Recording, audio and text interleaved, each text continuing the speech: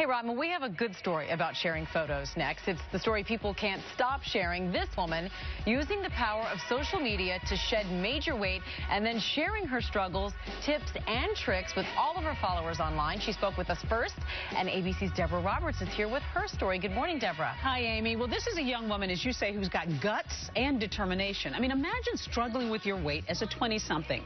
Then imagine doing it in front of millions of people. Not many of us would have the courage to do that, but Arielle Calderon says public weight loss is the secret to her success.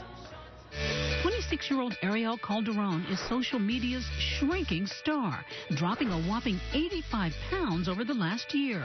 Sweet success after a lifelong struggle with yo-yo diets. I would limit myself to about 400 calories a day, and I would burn off like more than 1,000 a day. But I gained it all back because I was so deprived. This millennial has learned that slow, steady weight loss is the answer, and apps make it easier, like Plant Nanny, where her online flour dies if she's not drinking enough water. She tracks her physical activity on her Apple Watch and focuses on better food choices through Weight Watchers, also online.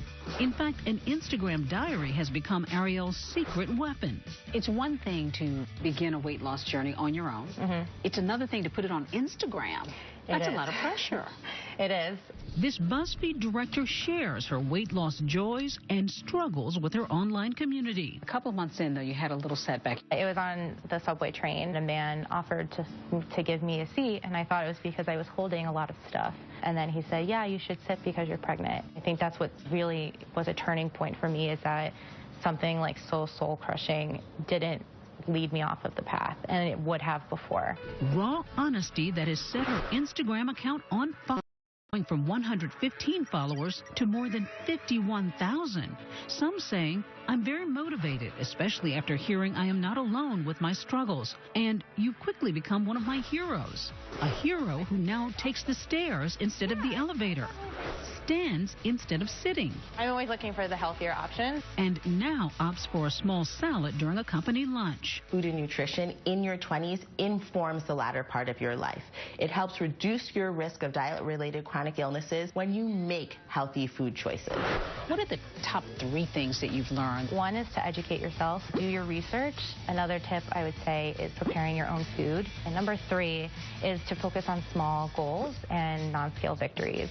We focus so much on the scale, and if you didn't lose weight this week, you feel like you failed. But it's also like, well, I ran a mile in 10 minutes this week. Or it's like, oh, the airplane seatbelt fits on me now. Another non-scale victory, Arielle says, throwing out her oversized clothes and donating them to needy women. But the weight loss, she says, is always a work in progress, figuring out, for instance, low-cal, high-protein snacks like rice cakes with peanut butter, or when she wants a sweet treat, Halo ice cream. I had never heard of that one. And another adjustment, might be hard for me, cutting out alcohol. She said that was just something she decided to do, and it's made a big difference in her life. But these apps, what gets me is these apps that she and all of these Generation Z people are using, like the Water Nanny. You put it up on your phone, and you record your water intake, and if you don't have enough, your plant dies. And if you haven't been drinking enough water, you know, that you find out. And then another app where you can zap the barcode at different snacks and find out what's in the snack. See, that would be key. Technology all around, helping her, and then she's helping others. Exactly. It's a win-win. Exactly. Thank you so much, Deborah. Yeah, really cool. Let's head outside now.